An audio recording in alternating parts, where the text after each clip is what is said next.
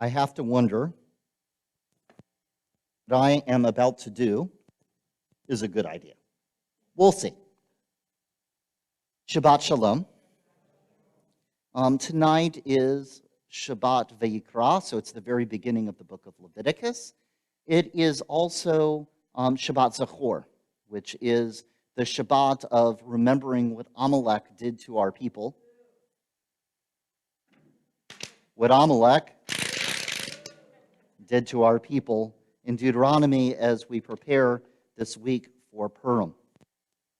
I also hold here 104 glass beads. I know two of you know what this is for because I already told you. But I'm curious for those of you, why would I have a bowl of 100?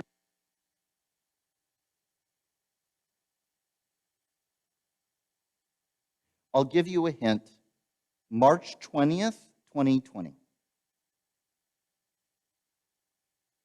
What happened on March 20th, 2020? That's when everything closed. 104 weeks ago. Puh-puh-puh or poo-poo-poo, depending. Remember, I'm from Mississippi. Nice Ashkenazi kid from Mississippi, who none of my grandparents spoke Yiddish, so it gets complicated. Kanahora, God forbid, all of that. Because I hold here 104 weeks ago is when we closed in so many ways. And tonight I want to acknowledge and say that I think we are on the cusp of real change in this pandemic, that we're entering something really new and different from 104 weeks ago. We've been here a few different times, and then it all kind of comes crumbling down. But I really feel like now is different, and hence I also have to say poo-poo-poo, kanahora, God forbid, because you could jinx it. Why 104 beads? Why do I have a container with a mask in it? We all know that the Vahavta starts, Vahavta et Adonai Elohecha b'chol levavcha uv'chol nafshecha uv'chol ma'odecha. That you shall love the Lord your God with all of your heart, with all of your soul, and with all of your might. Right? A lot of thoughts, a lot of spirit, a lot of that stuff that's out there. But Judaism is really a pretty incredible tradition because it doesn't stay there. What do we do almost immediately after? That you shall bind it as a sign upon your arm, that you shall have it as a symbol before your eyes, that you shall write it on the doorpost of your house and on your gates. As soon as we start talking about the thinking and feeling and spiritual stuff, we immediately say, wait a second. Don't just think things, don't just feel things. Torah, what do? We hold Torah. We turn our thoughts and our feelings and our moments of spirituality into concrete, incredible action. And as I stand before you on this Shabbat, I feel that if we are saying we're at a turning point, we need concrete action.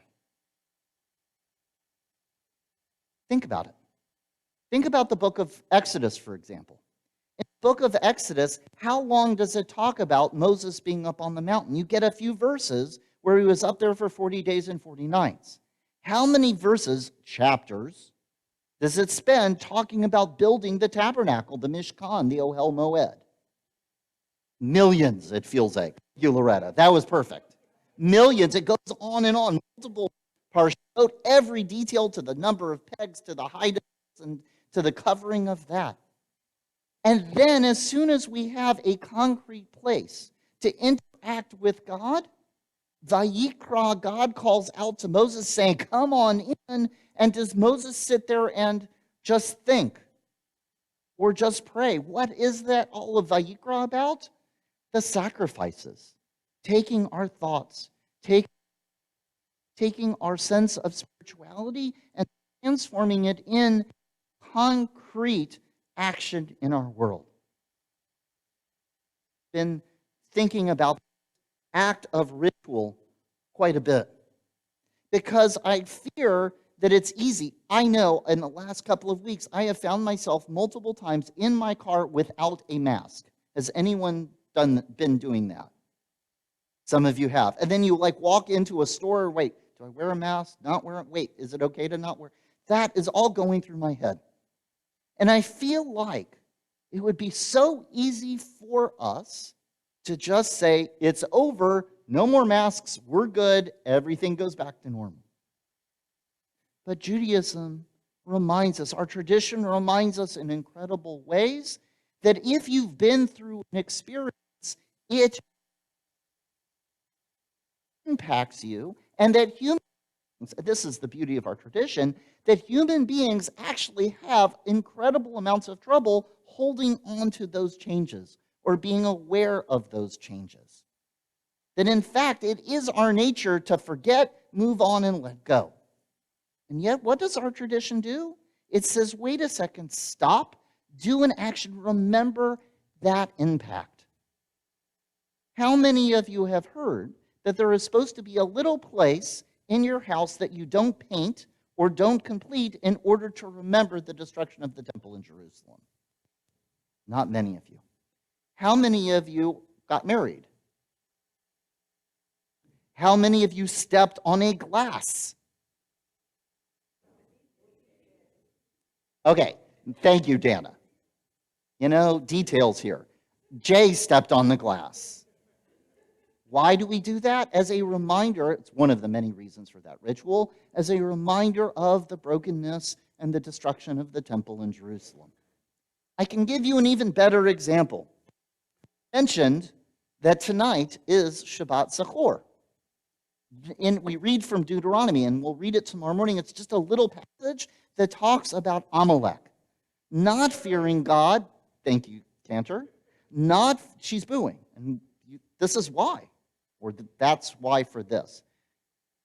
Amalek came after our people, didn't fear God, attacked the stragglers as we were leaving Egypt, as we went through the wilderness. And it says in beautiful words at the end of Deuteronomy, blot out the name of Amalek. Always remember to do it. Don't forget that it's not erase it. It's not throw it away. It's every chance you get. Remember, you got to scratch it out. And who is the descendant of Amalek? Boo! That's the Grogger. That's the Ra'ashan. We have taken this. We don't just forget about Haman. I got to wind you all up for this week. We don't forget about Haman. We say the name and we make the noise. There are congregations where they will write it on the bottom of their shoe and stamp it out. There are all kinds of incredible rituals. We don't just think it. We don't just feel it. We don't just have it in our guts. We turn it into action. And we do it again and again to remember how those moments of service, those moments of challenge impacted us, affected us, changed us to lead us to this place. I feel like, as I stand here on the bima, that this, can Yehi Ratzon, be that God's will, be the last Shabbat that people have to wear masks? Or that so many of us don't feel comfortable being in this space that we can't gather in large numbers. I feel like we need that kind of physical action. And it's not just to think about how we are changed. Part of the reason I brought the mask. Think about how many people have died. How many people have gotten COVID and survived and had their lives changed incredibly. The responders, the caregivers, the doctors and nurses, the people in stores and restaurants and places, the just frontline workers that kept our world moving. I know I fall into this category. Those of us who stayed inside, that restricted how we moved around in the world, that wore masks in all kinds of different places to be able to stop the spread of the pandemic as much as we could to protect the lives of other people. The whole world has been changed. All of us have been changed, and all of us gave ruach and koach, spirit and strength, in order as we went this journey of this incredible pandemic. How apt that it is on Shabbat Zachor. And now, I ask you to join with me, because I hope to start a ritual that'll last 104 weeks. Each of those weeks, because I often say that usually the time that it takes from you when you get injured until you actually start your healing process, it takes that amount of time to get back to your usual self. For the next 104 weeks, each night on Shabbat, what I will do is take one of these and I will add it. Putting layer upon layer, we will always see the mask. We will always know and remember this pandemic and its impact on so many people's lives, but we will also realize that we are moving forward. This act is part of, I hope, an act for all of us as we gather here in this place, and each of us will find our own rituals, our own way of noting, but here in Temple Beth Shalom, for these next 104 weeks, this is an act to inspire, to empower, not just to let it go and move on, but to think about how we've been impacted, how we've changed. How do we find the best of ourselves as we come through this experience, remembering all those moments of sorrow, those moments of challenge, as we think about the Purim story, as we think about the destruction of the temple, what came out of those acts of ritual? Finding ways to bless our world with chen, chesed, and rachamim, with grace and kindness and compassion. I count this time of these weeks as we start, I hope, Kano Hora, God forbid, to move into this new place in our world. This is 1 week as we move, I hope, into this new phase of our time. As I say, Amen.